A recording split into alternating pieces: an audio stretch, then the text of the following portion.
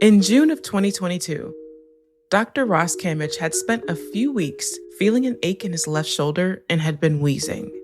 I went to see my primary care physician predominantly about the wheeze. And as they were writing me a prescription for an inhaler that sort of said, we'll try this and we'll see what you like in a couple of weeks' time, I said, by the way, I am a thoracic oncologist. Can I have a chest x-ray, please? As a thoracic oncologist, Dr. Kamich specializes in cancers of the chest, primarily lung cancer. I am the Joyce Seff Chair in Lung Cancer Research and the Director of Thoracic Oncology at the University of Colorado. Dr. Kamich has a smile that makes you feel immediately comfortable, probably a skill developed from his 20-plus years of treating lung cancer patients.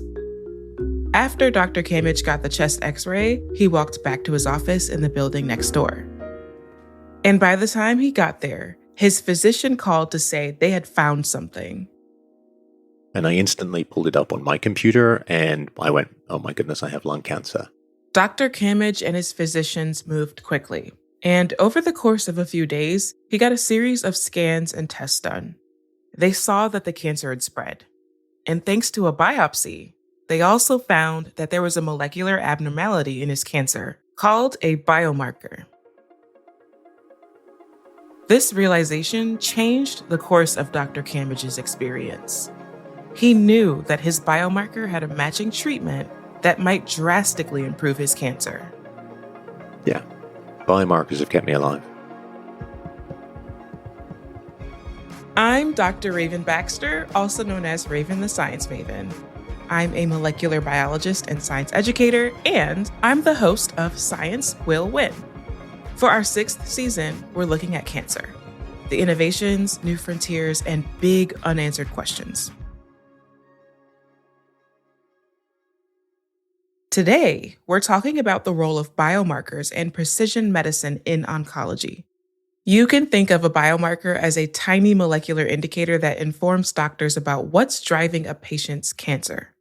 Thanks to these clues, cancer care has shifted from a one-size-fits-all approach to treatments tailored to each person's unique biology.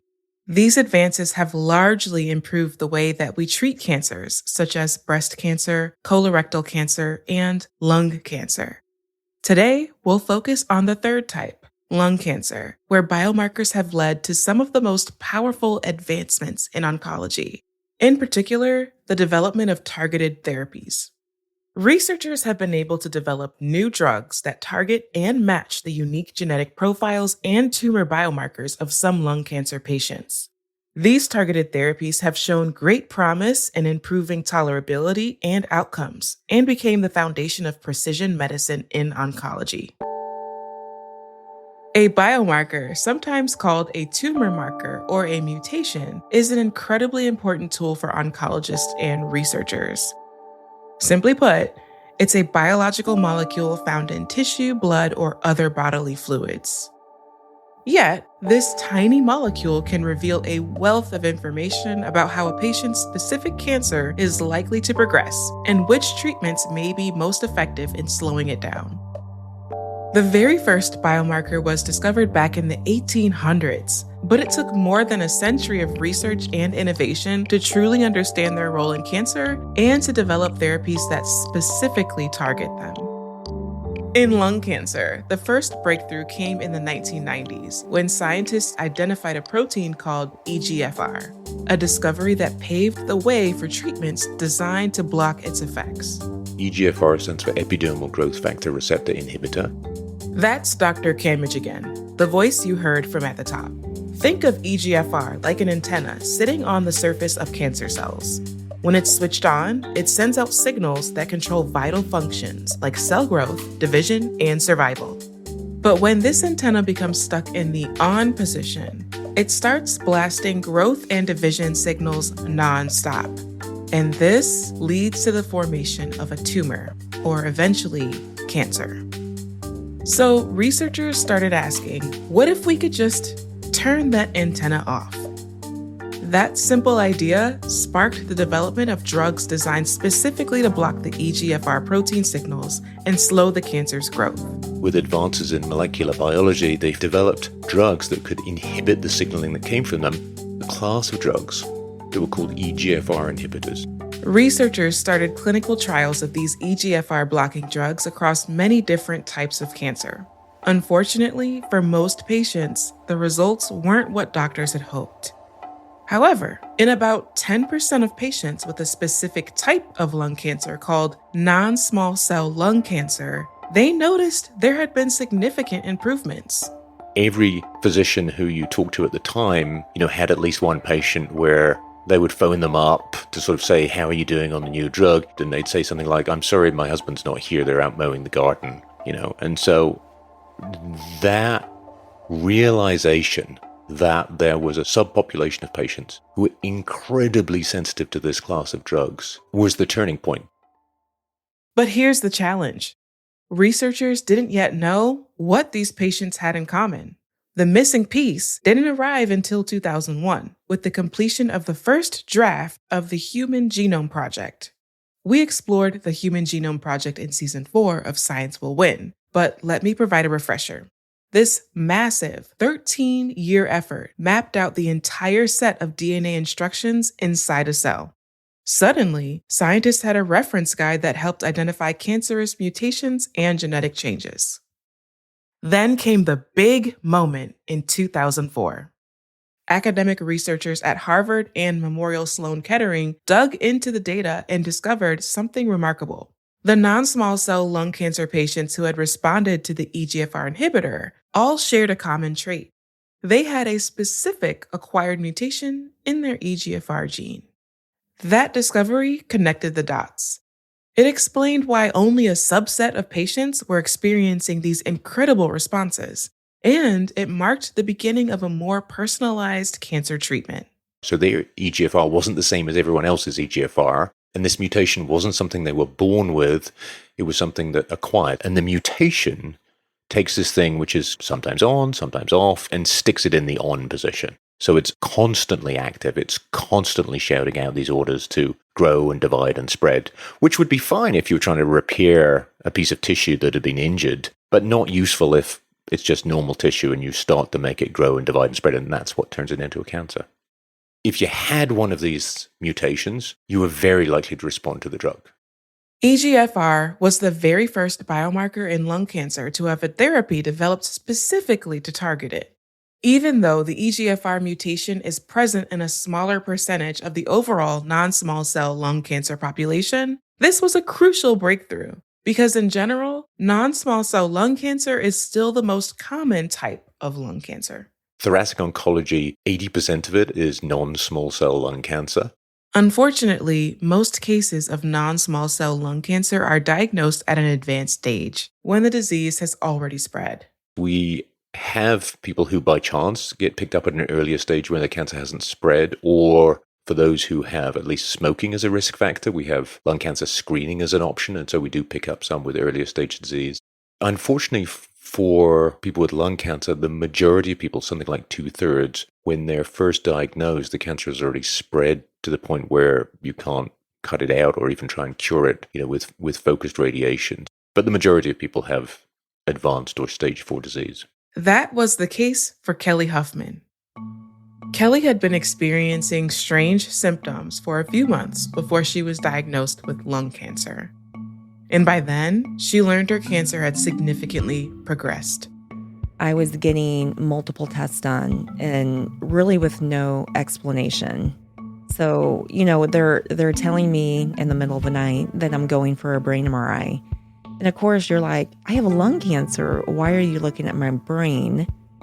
I had no idea that it had metastasized everywhere it did. A resident doctor had come in and started discussing my diagnosis. She's like, oh yeah, you have stage 4 cancer. It has metastasized to your brain, to your liver, to your bones, to your adrenal gland, and to your pleural space. Kelly has spent the past 26 years working at Pfizer as a retail account manager, partnering with pharmacies to educate their teams about vaccinations. Before that, she was a nurse, someone who dedicated her time to caring for others. She lived an active life, and she wasn't a smoker. Lung cancer didn't fit the picture she had of herself, and it certainly wasn't the future she imagined. I started my day every morning at 5:30 and would go to a boot camp at 6:30. It's really early in the morning, especially in these cold winters in St. Louis. And then I came back and my workday would either be at home doing virtual education or virtual meetings with my customers, or it would be out in the field and traveling. I cover 6 states. So that means, hopping on a plane or in my car and getting in front of my customers to plan. And then your body started sending some signals. Yeah, I can vividly remember when my symptoms first started. This was the summer of 2022. It started with a cough. And, at first you just think it's something respiratory, maybe some allergies. And so for the first 3 weeks of this cough, I just treated it like that. And then finally, I decided to go to urgent care, and they did a workup, which included an x-ray, which was read as clear. Spoiler, it was not clear. After going to urgent care, Kelly's symptoms didn't let up. She had a cough that wouldn't go away, a drop in her energy levels, and eventually, shortness of breath. In the span of 6 months, she went back to her primary care physician over and over again, searching for answers. And each time, she left with a different diagnosis. First, acid reflux, then asthma, and finally, long COVID. I think I was taking 20, 25 pills a day. So didn't get better after a month of being in this treatment. None of the treatments she'd been prescribed were making her feel any better. Her symptoms kept getting worse. Her primary care doctor never suspected that it could be lung cancer. But Kelly had a nagging feeling that something more serious was happening as her symptoms grew more severe and harder to ignore. So ultimately, I decided to call an old friend who was a pulmonologist. We had a virtual visit. And at this time, my symptoms, of course, had progressed. So it went from a cough to severe shortness of breath, not being able to even walk up a couple of flights of stairs. I also had coughed up blood and was starting to have some back pain. So he decided it was time for a CT scan, which I agreed. It happened to be the week of Christmas of 2022 when I went in to get the CT scan. I was there alone because I thought I was just getting a scan. So they told me to have a seat, and they were trying to connect with my pulmonologist. He called me and told me my CT was not good and that I had lung cancer. Scared.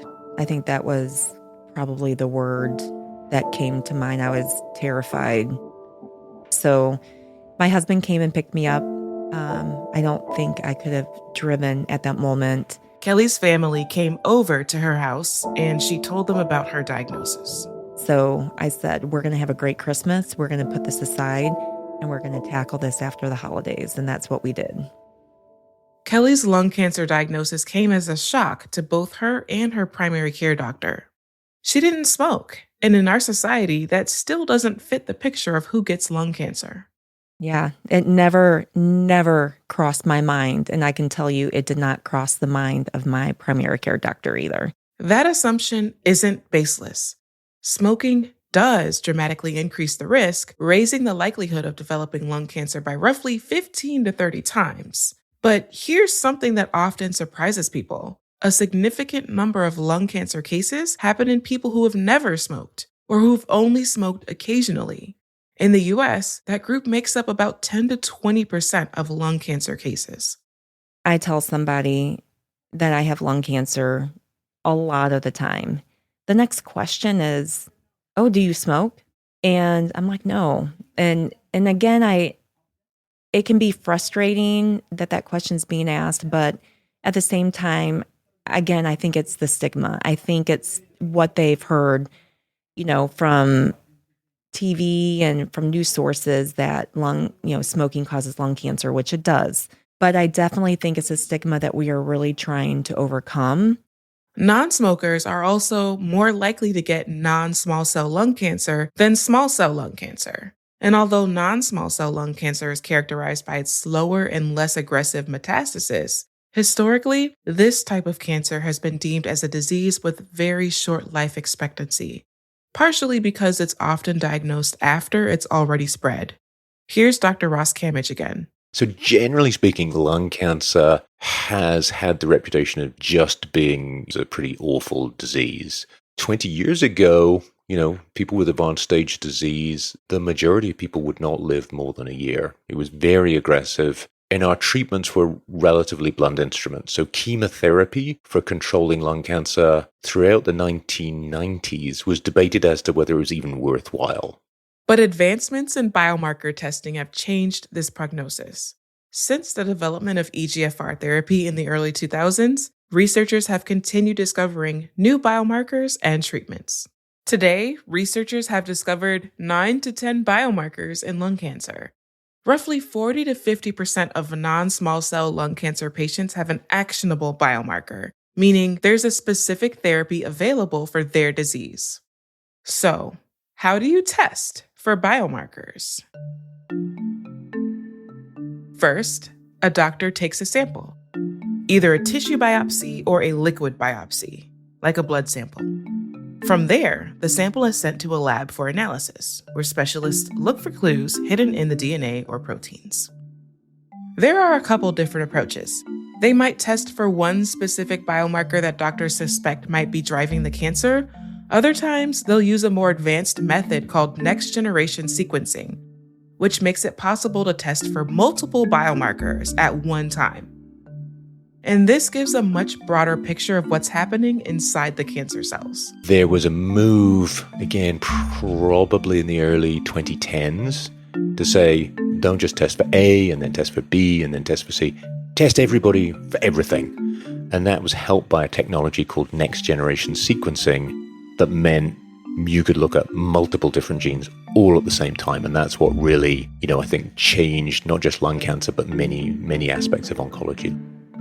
Next-generation sequencing gives doctors a clearer picture of what's driving a patient's cancer and what therapies might work. It also reveals how advanced or aggressive that disease might be. After Kelly received her diagnosis, she was also tested for biomarkers, but her results were mislabeled, which caused a delay. While she waited for a second round of testing, her doctor scheduled her for chemotherapy. Chemotherapy has long been a cornerstone of cancer treatment, but its biggest drawback is that it isn't very specific. It attacks all rapidly dividing cells, not just cancer cells, but also the healthy cells that upkeep your immune system. Targeted therapies, on the other hand, are different. When a biomarker is identified, doctors can use treatments that address the mutation causing the cancer. This precision means healthy cells are more likely to be spared, unlike in chemotherapy.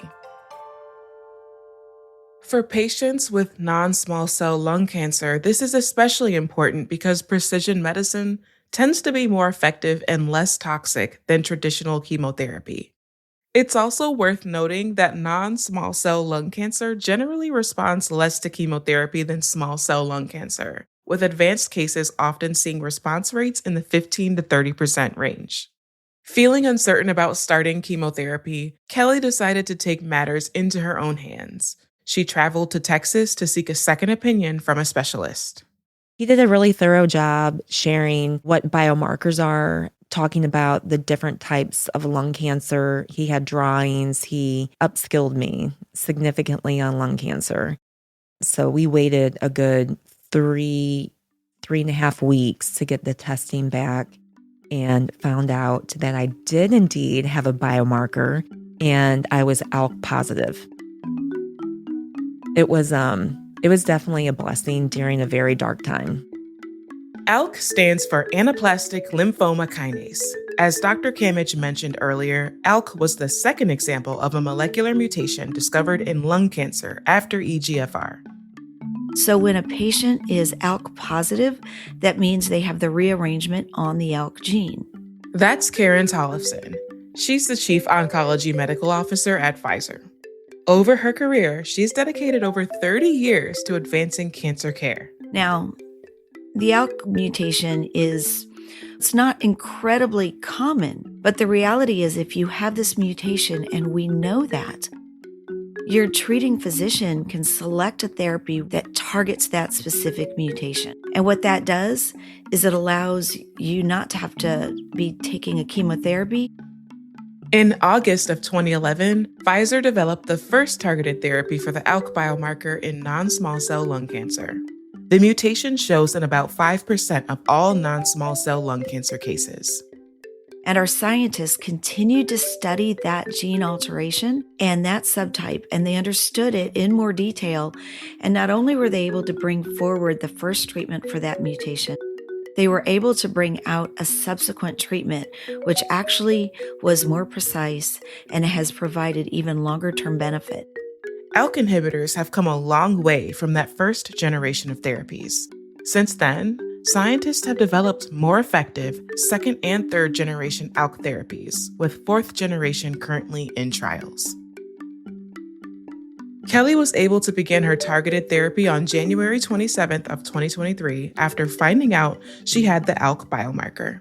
It's a day I won't forget.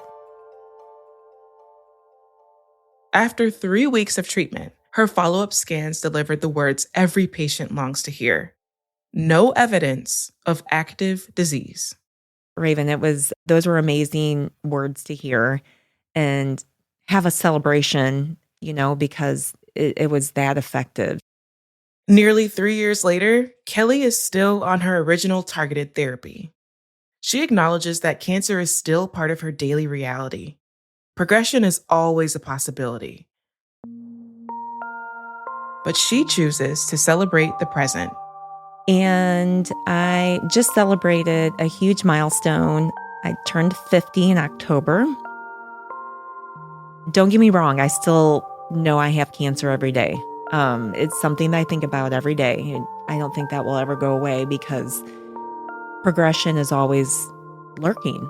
So I celebrate how well I'm doing now, but I'm also always looking over my shoulder and knowing that progression could happen at any time. So you live life a little bit different when you live according to that. In more than 20 years since the first targeted treatment for lung cancer was approved, the field has made remarkable progress. But lung cancer remains the leading cause of cancer deaths globally. The work is far from finished. It's a very exciting time to be part of oncology research. There are some very innovative and exciting new targets that we will continue to develop and continue to pursue. But we're also looking at ways that technology can help move this forward. That's Karen Tollefson again. And like the thoracic oncologist, Dr. Ross Camage, she has a deeply personal connection to cancer. You could say that cancer has made me very stubborn, resilient, and very determined. It makes me very motivated because when I go to work now, I know I can see the faces of people that I'm fighting for. Karen is caregiving for her father, who's currently undergoing treatment for gastric cancer. She also lost her husband and her mother to cancer. If my mother had been diagnosed with the lung cancer that she had she been diagnosed 5 years later, she may still be with us today. Because when we finally did get those biomarkers done and understand the type of lung cancer she had, there's immunotherapy out now. She would have been a perfect candidate for immunotherapy. And that really could have given us more time with her. I'm never going to say that we could have changed the ultimate outcome because I don't know. You can't look in the rearview mirror. But what I can say is what we knew 12 years ago when she was diagnosed and what we know today, her journey could have been very, very different. Biomarkers, as Karen explains, are critical in helping doctors identify whether their patients are candidates for a different avenue of precision medicine, and that's immunotherapy. Similar to targeted therapies, immunotherapy tailors cancer treatment to the individual's genetic and molecular profile.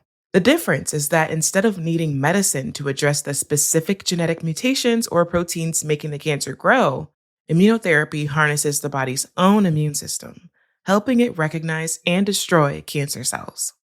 It's like training your body to create its own targeted therapy from within. Here's Dr. Ross Camage again.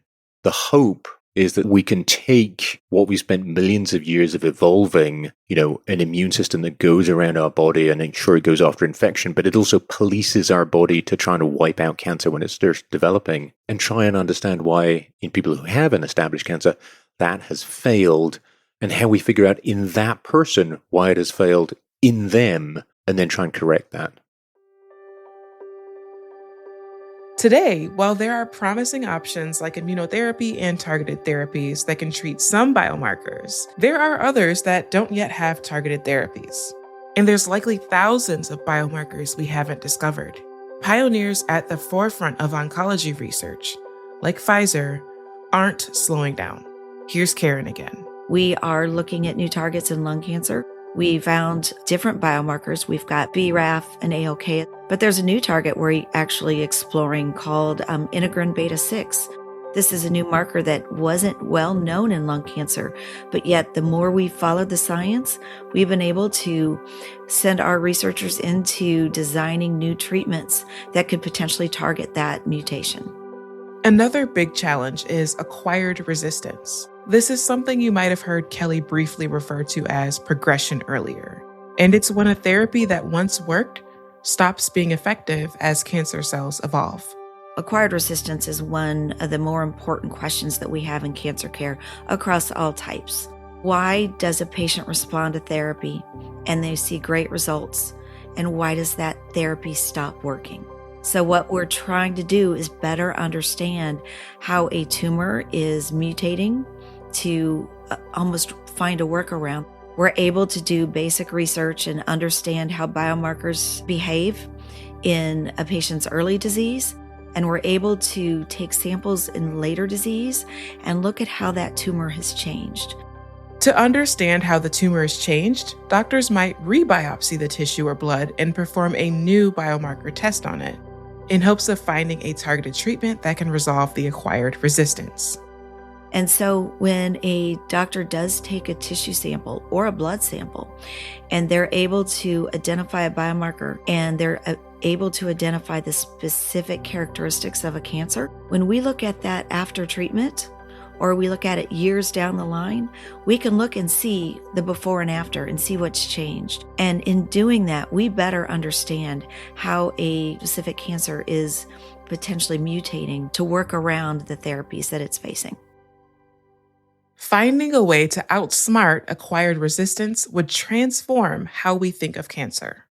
Understanding resistance mechanisms is one of the ways that we're going to turn cancer into a chronic illness. And this is ultimately the goal in oncology, to turn cancer into a treatable and manageable disease. This reality may become more realistic through the continued development of precision medicine. Biomarkers and targeted therapies have already transformed cancer care, shifting away from a one-size-fits-all model toward treatments tailored to each patient. As research continues to advance rapidly, we can expect more targeted medicine to become the standard of care. In our next episode, we'll turn our focus to one particular group of people who've not only led cancer care innovation and advocacy, but they also find themselves at greater risk of developing cancer today. We're talking about women. In the mid-1930s, they began an organization called the Women's Field Army. And that Women's Field Army welcomed any woman who wanted to join an army of crusaders that were trying to end cancer. And how were they trying to do this? By going into neighborhoods, by knocking on neighbors' door, and by telling women the only way we can work on stopping cancer is by identifying it early.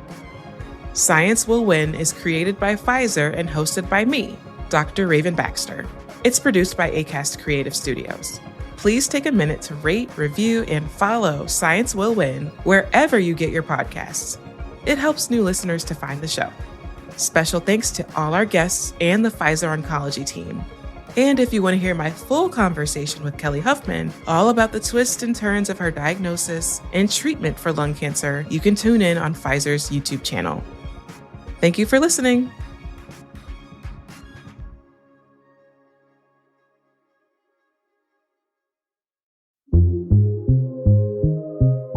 Pfizer Audio.